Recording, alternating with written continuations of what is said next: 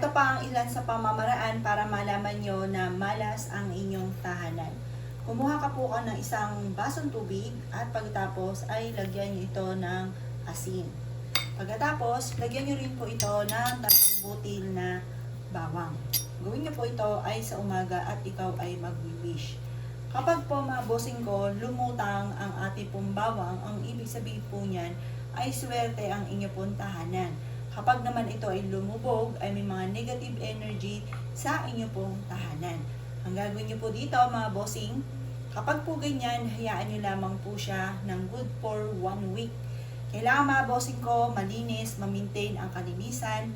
At yan po mga bossing ko, kapag napansin yung wala pang 1 week, maalikabok na, madumi na, itapon nyo na po siya. Ang pagtatapon nito ay sa lababo, tapos buksan nyo ng maigi ang inyong pong gripo at itapon ang bawang.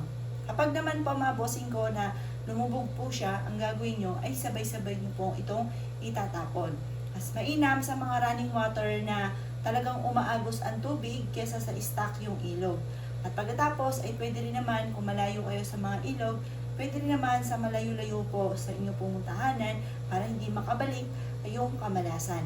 Ngayon po mga bossing, gawin nyo po ito ng pasikreto at umaga nyo lang po ito gagawin.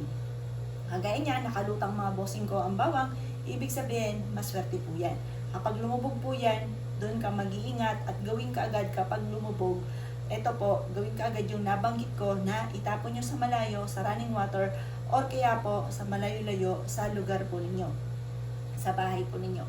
Kapag naman po ganito, 1 week po siya na pwede nyo ilagay sa harapan ng bahay ninyo, or kaya po sa lamesa po ninyo upang sa ganon, higit ka na maka-attract ng swerte at mas higit pa siya na makatawag ng swerte.